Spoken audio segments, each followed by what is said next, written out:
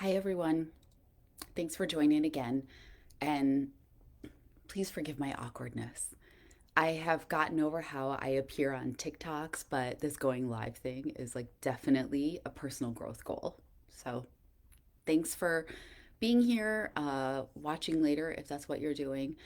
And this week, we're going to talk about three things that you may be doing to contribute to feeling burnt out on dating. But to begin, I want to acknowledge that we are in a stressful time, and the mere idea of dating might sound like torture. I totally understand. And that's why it's more important than ever that you focus on loving yourself and aligning yourself to the future you imagine for yourself.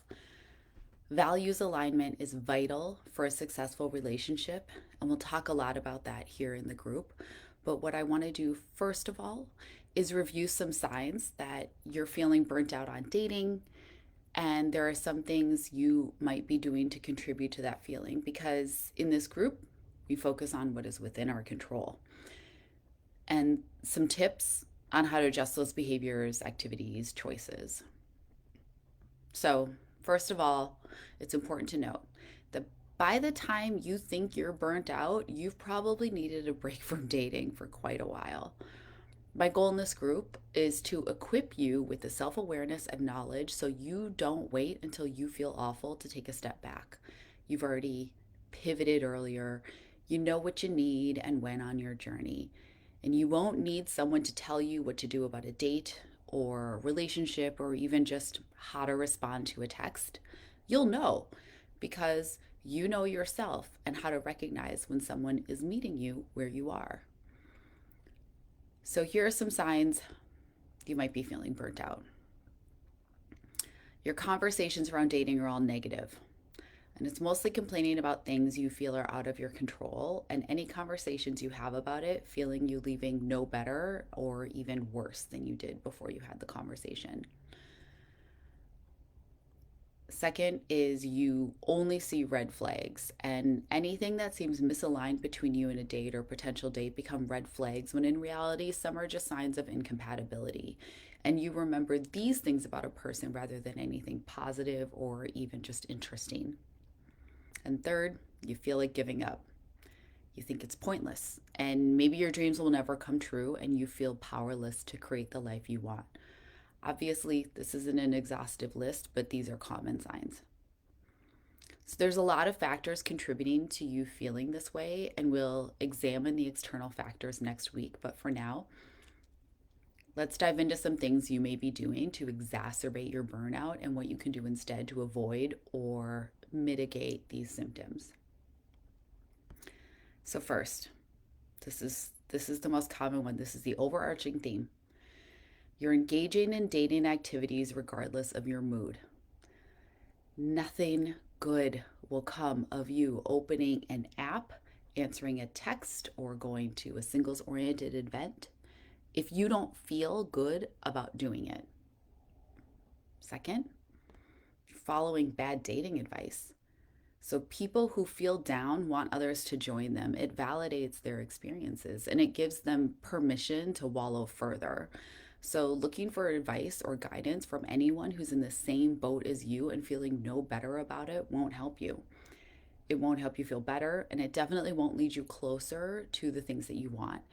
And whether it's the quantity over quality advice, radical honesty guides, or just to give up, taking advice from someone who has not overcome their burnout won't help you. Third, you're focusing more on what you don't want than what you do. So, looking for things to disqualify people brings those things into focus more. It's really self fulfilling. You just see it like more and more, and it feeds your growing cynicism. And let's take a little detour and talk about cynicism for a second. I've recorded several TikToks regarding cynicism and how to overcome it. And as a recovering cynic myself, I totally understand it. And it's important you know it's dangerous for so many reasons. Off the top of my head, and I'm basing this on the work of psychologist Shamil Saki, he's at Stanford. Cynicism can literally make you sick, and it makes it harder for you to recognize when someone is lying because you think everyone is lying. So, wow, dating is a situation where you really need to be able to spot a liar. Now, you can be realistic, which is wise. That means planning for all possible outcomes while doing what is within your control toward the outcome you want and hoping for the best. Now, being cynical is assuming a bad outcome and expecting the worst. I know it's hard to not be cynical in the times we're living with, but being cynical creates a self fulfilling world around you. The worse you expect things to be, the worse they are. Again, we focus on what we can control and how you look at the world and the little world you live in, the world you create around you, you do have control over that. So, going back from that detour, let's go back to the activities and what you can do about it. So, first, engaging in dating activities despite your mood. Changing this requires that you get more in touch with how you're feeling.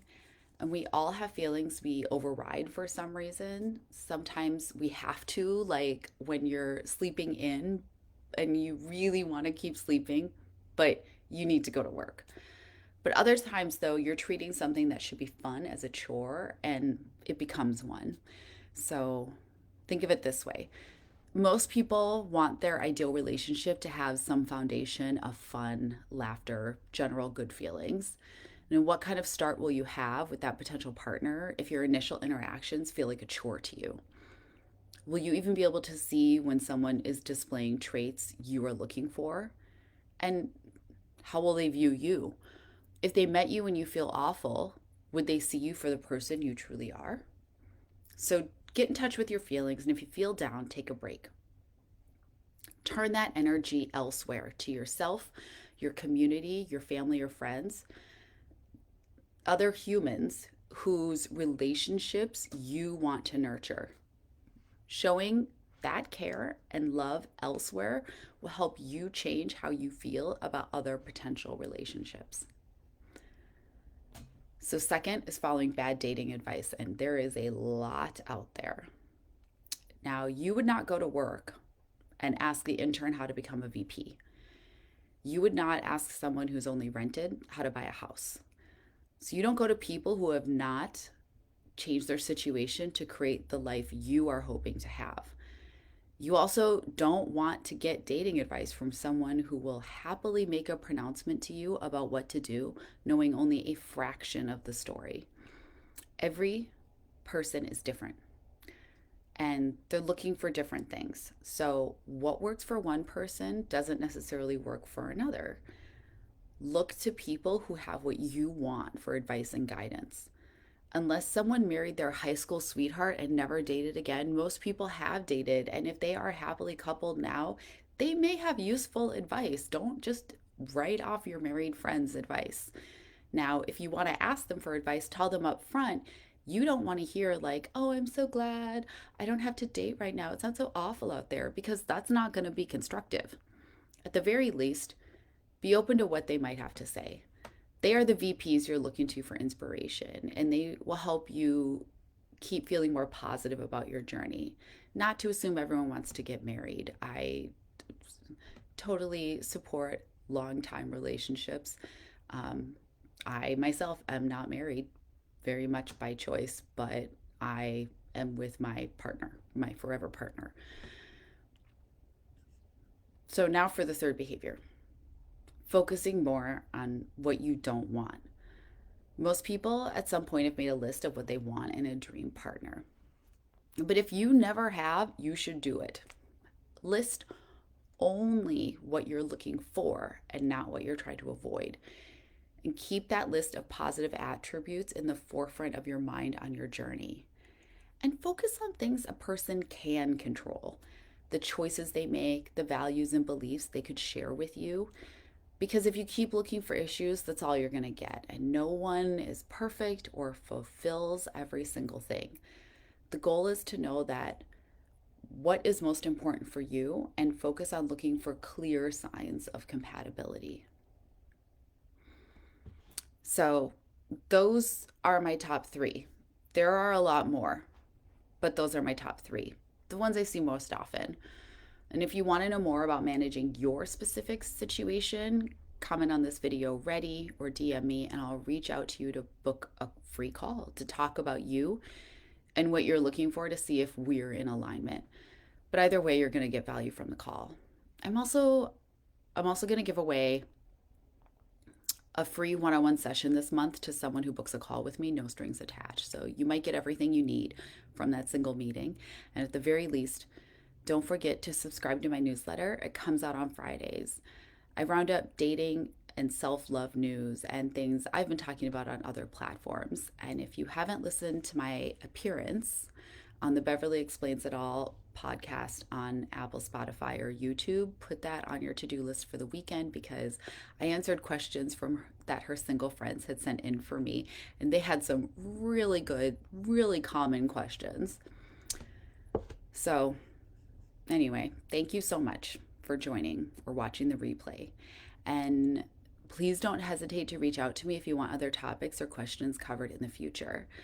Next week's topic is about the external forces that are contributing to the stress of the current dating landscape and how you can combat some of these elements. Okay, that's it for now. Please have a good rest of your week and weekend. Bye.